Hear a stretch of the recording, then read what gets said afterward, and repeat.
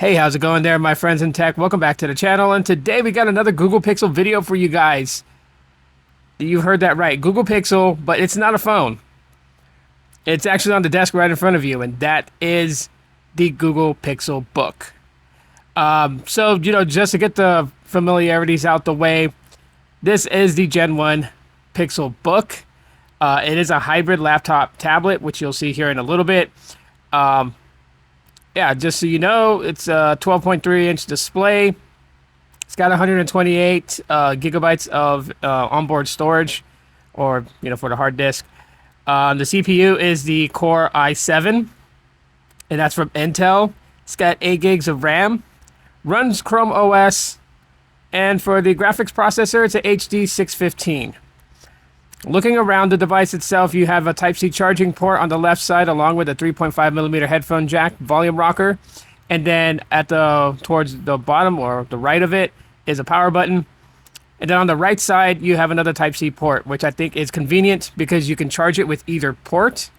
So that's pretty awesome. I'll say that it's got pretty decent battery life. Does go through a day on a single charge, so that's pretty sweet. Unless I'm consuming a lot of content, and then I probably can knock the battery down in about 5 hours. But anyways, so like I said, it runs Chrome OS. It's pretty stock. It's pretty much, what it is. It's a very lightweight operating system.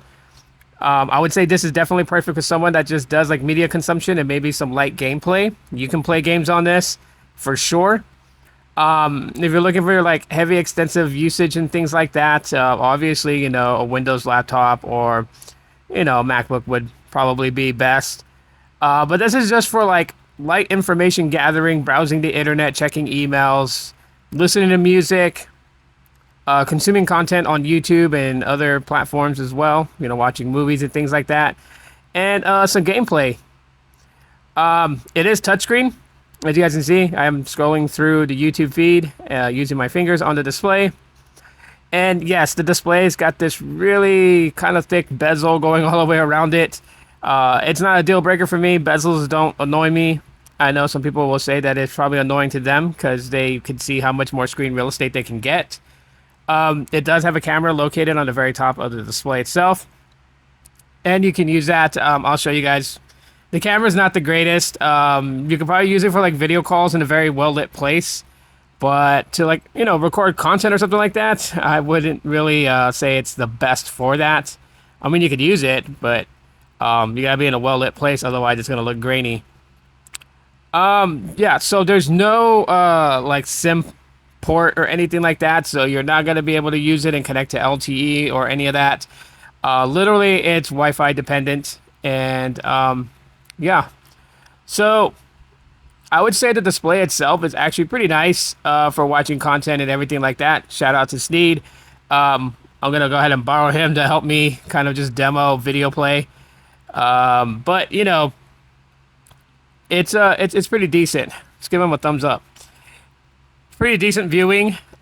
However, because it is a touch display, if you're actually using the touch screen, you're definitely going to put some fingerprints on it. And like I said, you can fold it into tablet mode, which is quite nice because you can just use it as a tablet. The keyboard in the back, once you fold it into this position, the keyboard is completely disabled. So I'll show you guys here in a second that if you touch the keys, it won't do anything like that. I have it kind of positioned in a very tight arc, so it can pretty much prop itself up and stand up. Or you can close it completely all the way in tablet mode. And that's why it has volume rockers and a power button on the side, is that if you're going to keep it in tablet mode, you're able to govern the volume and stuff like that without having to use the keyboard. And yeah, this is why the bezels come in handy, because when you do have it in tablet mode, makes it easy for you to hold it and rest your thumb somewhere without doing any accidental touches or ghost touches or any of that type of stuff.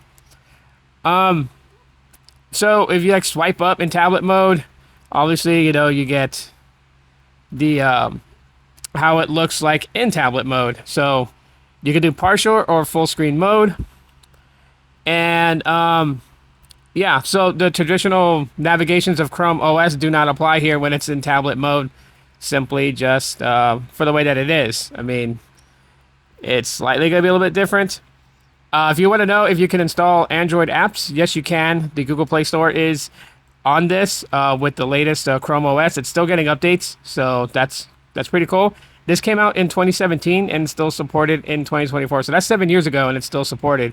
And I've seen it go online for like almost $1,000. It's crazy because this came out in 2017, and we do have the Pixelbook Go, which is a newer model, a little bit, on the lighter side of this, but it is what it is. It's kind of crazy. If not, you can find it used for like $350. So that pretty much tells you just like how long and how good this was meant to last and be.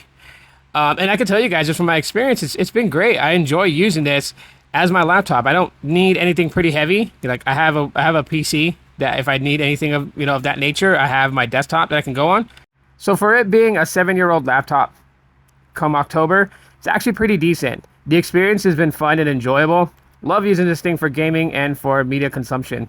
So if you guys have any questions about it, drop them in the comment section of the video. Check out the description for promos I got for you guys if you guys want to check them out. And yeah, let me know what your thoughts are in the comments. Thanks for checking out today's video.